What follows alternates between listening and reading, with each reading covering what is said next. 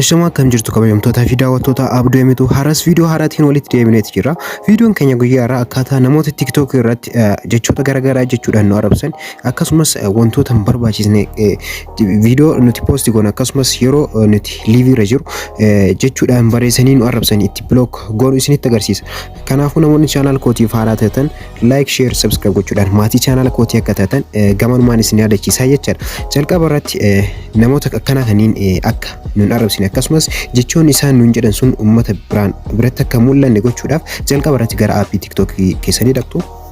Ergasii booda iddoo eda'uu tana tuquudhaan gara liivii keessanii deemtu jechaadha. Erga kanatti siif fide iddoo liivii jedhu kanarra tuqxu.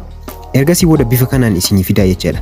Dursa irratti isin wanti isin godhuu qabdu iddoo kanatti go live iddoo kana tuquun qabdu jechaadha. Iddoo settings gara gubbaa kanatti ol boodaan iddoo settings jedhu kanarra tuqxu jechaadha.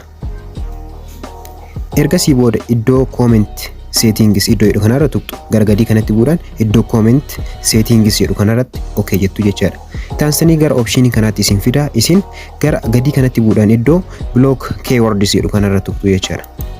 Ergasii booda jechoota hin barbaanne jechoota yeroo liivii seentan akkasumas yoo viidiyoo poost gootan arguu hin barbaanne akkasumas TikTok keessan irratti akka hin mul'anne gochuu barbaaddan san iddoo kanatti barreessitu.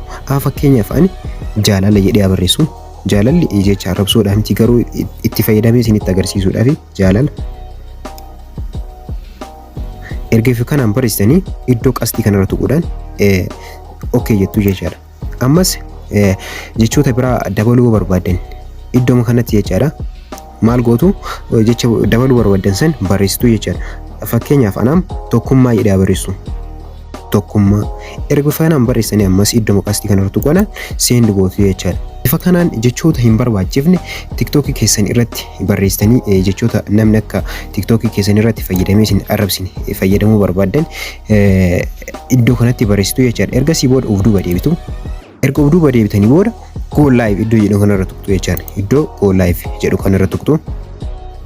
Ergasii booda gara liivii keessanii isin dabarsa. Bifa kanaan yoo fayyadamtan namni kamuu TikTok keessanii irra dhufee arrabsoo babbadaa akkasumas jechoota hin barbaachifne barreessee koomentii jalatti isin barreessuu hin danda'u jechaadha. Yeroo isaan TikTokiin block isa godha. Karaa kanaan namoota akkasii furraatti isin dandeessu jechaadha.